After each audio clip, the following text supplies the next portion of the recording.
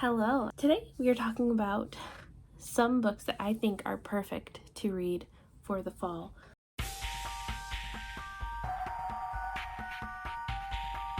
A lot of them are favorites, some of them aren't necessarily favorites, but I feel like have just the perfect atmosphere to read for fall. I was debating on what to make this video, whether I should make it recommendations or if I should just make it a list of really atmospheric books that are really perfect to read during the spooky season / during the fall season, and I just kind of decided to make it a little of both.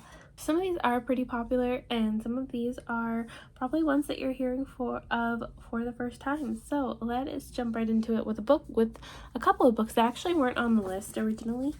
And then I was looking at my shelves. I'm just trying to figure, just staring at my shelves. You ever do that every once in a while? Just kind of stare at your shelves.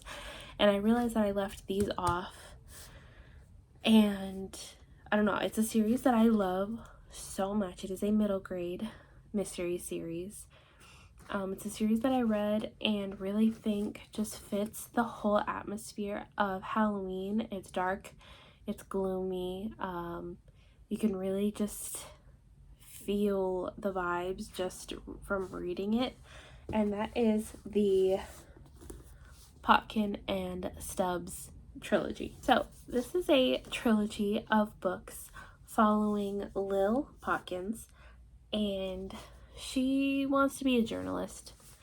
And one day she goes, I think she's sitting, I don't know, I think she's sitting somewhere, and she realizes that her next story might end up being the guy who's sitting directly in front of her, Nedley Stubbs.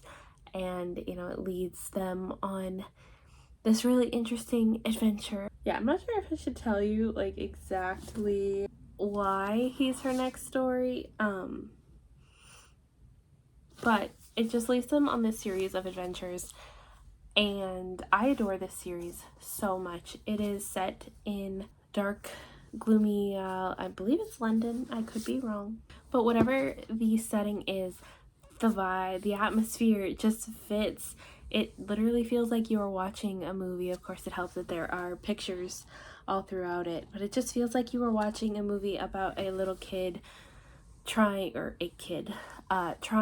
to live their dream of being a journalist, and doing all of the things that involve being a journalist, including some dangerous things that adults wouldn't do, but of course makes sense in a middle grade book why the child has to do them.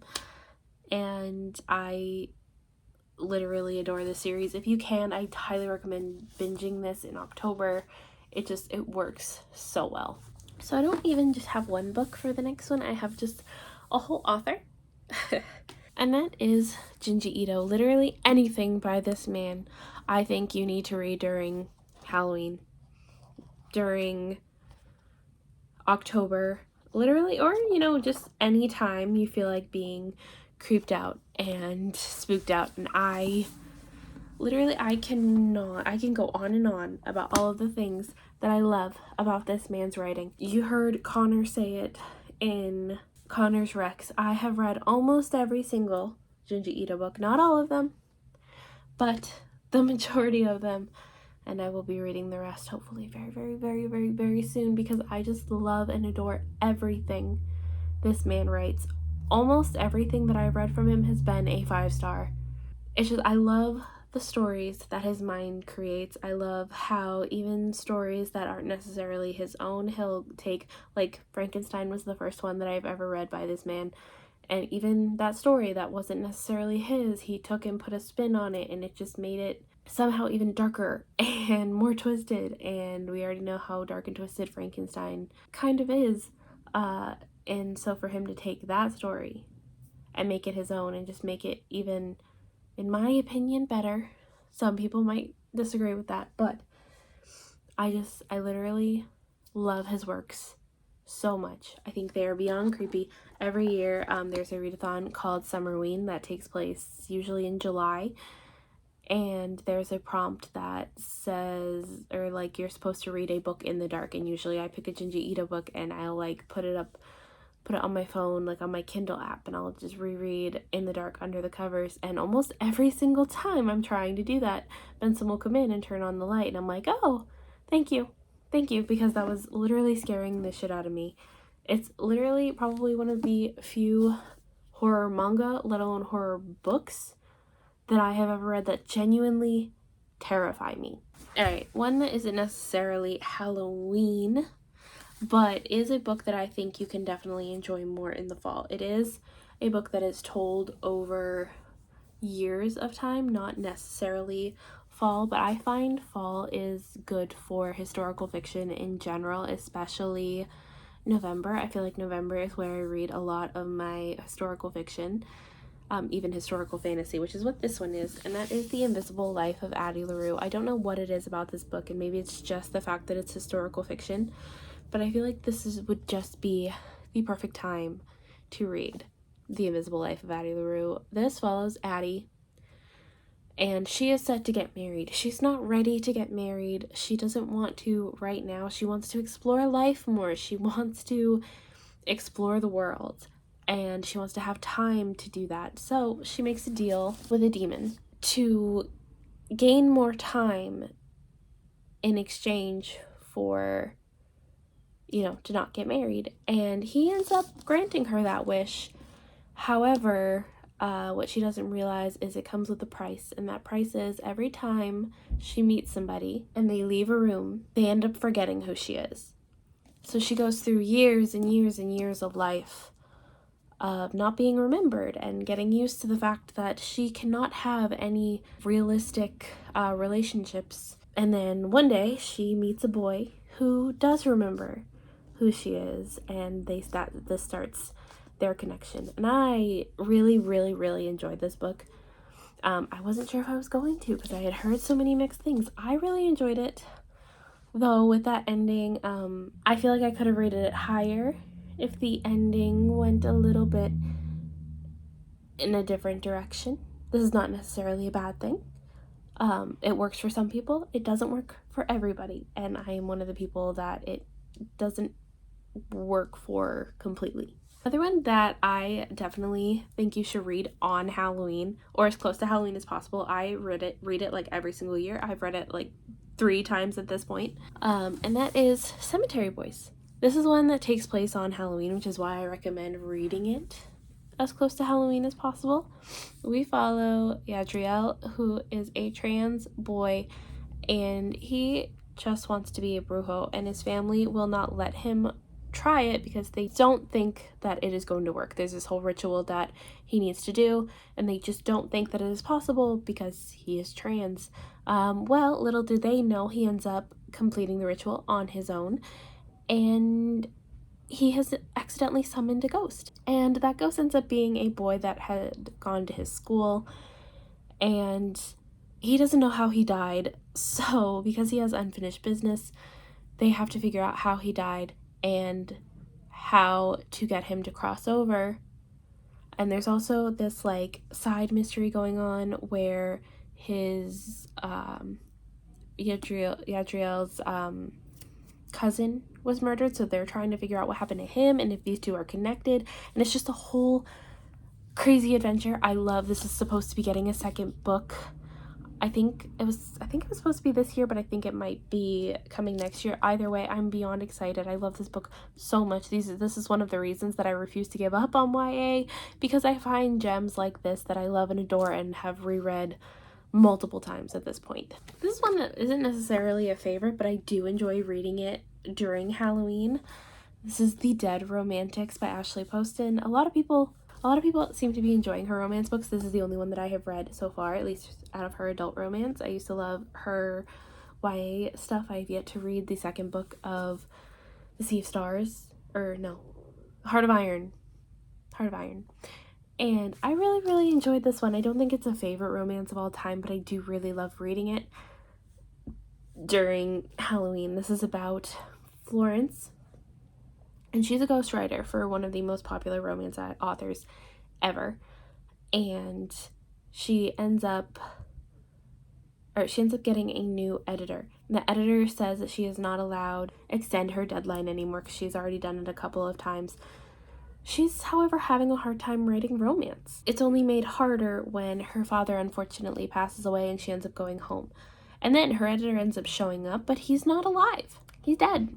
And this is another case where she has to figure out why he's coming to her and how he died and possibly fall in love in the process. Another one along the same veins, I don't think it's necessarily Halloween.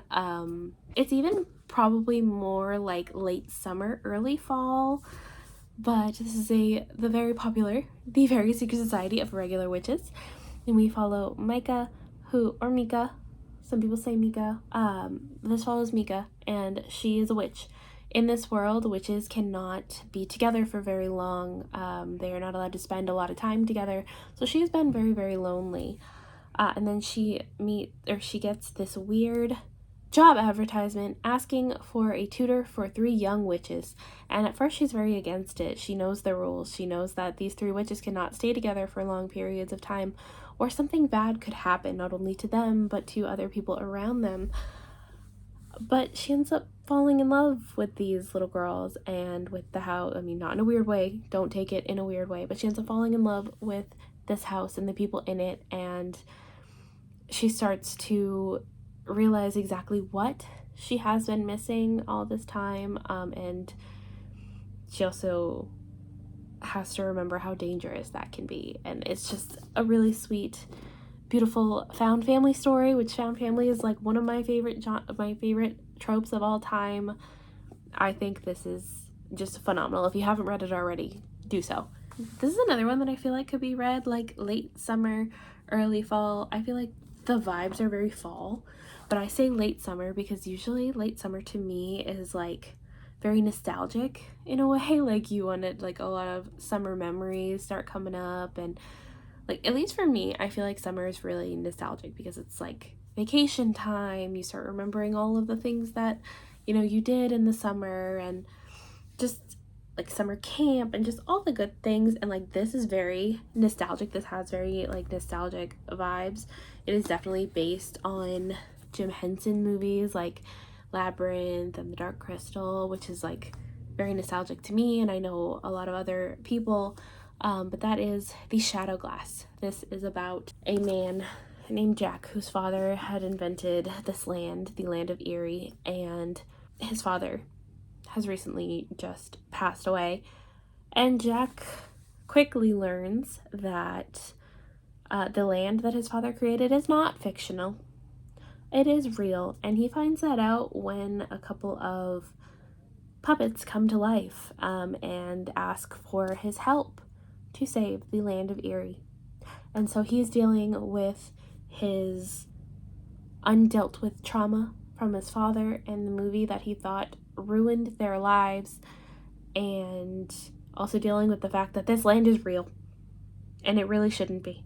I really, really, really enjoyed this book. I wanted to love it so much. I wanted it to be a 5-star. I don't think it was a 5-star, but I do think this really has that atmosphere, that dark, gloomy atmosphere that you find a lot in fall. I mean, especially where I live, it's usually like pretty rainy in the fall. I don't want to say, yeah, I don't know. I think this is a really good book to read. Like starting September, or maybe like late August, entering into September. I just feel like it has that good mix of summer and fall vibes. A couple of historical fictions that I think definitely work. This one's super atmospheric and super dark and weird that I think could definitely fit for late fall into October. The Beast is an Animal. This is one that I read twice, actually. I read it a second time more recently. And this is a YA historical fiction following a young girl who her entire village was killed by these shadow eaters. And then, you know, she ends up going to another village with a bunch of other kids that were in the village, and she ends up being accused of being a shadow eater as well. And it's a whole story that is dark and gloomy and weird, and then there's this beast in the background that everyone seems to be afraid of, and it's really it's kind of reminiscent of like the Salem witch trials, where if you are deemed in any way to be weird or quirky, you get condemned of like and accused of being a witch, and you're pretty much just exiled from existence.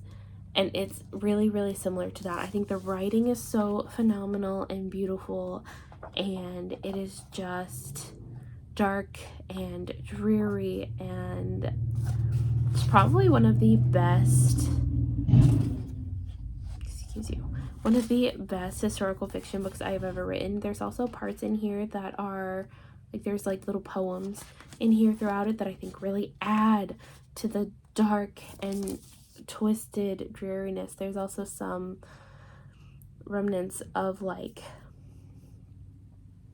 what's the word, like fairy tale, folk tales, like nursery rhymes. It's all like so weird and fun and creepy. This is one that I have not heard a lot of people talk about, but I want more people to talk about. And then of course, one that I read a lot, I've read it a few times, though not every single year like I want to, and that is The Book Thief. This is one that at this point I consider like a modern classic. It follows our young main character who is a book thief in a world where books aren't necessarily deemed a good thing. She ends up stealing these books all during kind of like a backdrop of like Nazi Germany, and it just follows her life, and it's just, oh, and it's all told from the perspective of death. I think it is beautiful. I think the only reason that I read this in the fall every year is because I associate historical fiction with November. So I like reading this in November when and if I can. And it's just a phenomenal book. I remember reading this the first time I was at work. I didn't really have anything else to do that night. We'd pretty much done all of our side work. And so while I was waiting for customers, I was just reading this. And I just remember trying not to sob because I'm like, I'm in the middle of work here, and someone could walk in any minute. I could, like, I'll just be bawling while somebody walks in and I'm trying to take your order, and it's just a whole thing. And I don't think I ever fully let myself experience like crying, because I think I read this another time and then like I was in public when I finished it. So I just, yeah. Definitely recommend checking this out if you're in the mood for a tearjerker, if you have not read this already. It does kind of spoil the ending. Like all through it, we're getting chapters from Death, and like he kind of spoils the ending a little bit and what happens all through it. So if you don't like spoilers, even if it's told by the narrator of the story, maybe avoid this one. But still, even with that spoiler, I still bawled my eyes out.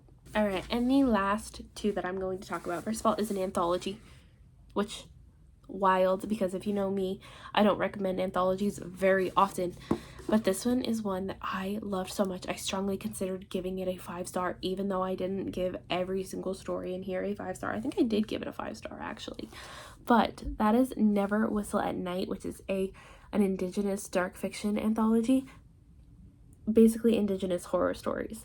I loved almost every single book in here. There were a couple that I didn't care for, but I remember being terrified of some of these. I was playing Power Wash Simulator while listening to the audiobook because like I wanted to do something with my hands, but I also just didn't want to stop reading this book, which doesn't happen very often. I mean, I love to read. I do love to read, but there are every once in a while I'm like, I need to fidget with my hands. I need to play a game or do something. Like, it's very rare that I'll, like, go searching for the audiobook. I think I used some Spotify time on this one. But, like, I just love this so much, and I don't hear a lot of people talking about it. I know it was on my Goodreads TBR before I ended up finding it in the wild. I wasn't going to pick it up, but Benson convinced me because they also want to read it. And I'm so excited for them too, because I cannot wait to talk about this book with somebody. It is beyond phenomenal, and I think one of the perfect horror anthologies. And then The Night Eaters, I love this as a graphic novel. First of all, it has that dark art style that I love. This is by the same artist as Monstrous, which I did like when I was reading it, but was really confused by. This one I feel like is much more manageable. And I read the first and second volume of this, and it basically follows these two twins who find out that their mother might not be who or what she says she is, and how that in turn affects their lives. And like I said, this is just the perfect dark horror, weird, creepy vibes that I look for in October. I feel like every time, like, I'm looking for a horror book, I feel like more often than not, I find the horror that I want in graphic novels. So if you know any books that are like these graphic novels that I've been talking about, like The Night Eaters or Junji Ito, that are actually going to terrify me, let me know in the comments below. Now I do have to get going because I think we're going to go out and do some shopping for a couple of hours before Benson has to go back to work. But let me know if you have read any of these books. Let me know if I have put any of these books on your radar, because I love hearing when I give recommendations that people are actually interested in them and or that they've actually read them. So let me know if you plan on picking any of these up.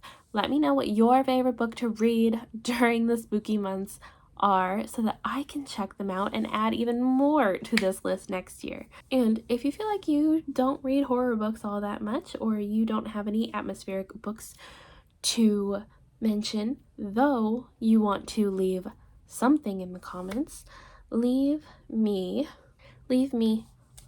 a witch hat emoji, or any witch emoji, any witchy emoji in the comments below. Thank you so much for watching. Be sure to like this video if you liked it, and subscribe if you want to see more from me, as well as Benson, who's a frequent member on this channel. I will leave all of those links down below, as well as links to my social media if you want to get any more updates from me. But until then, goodbye.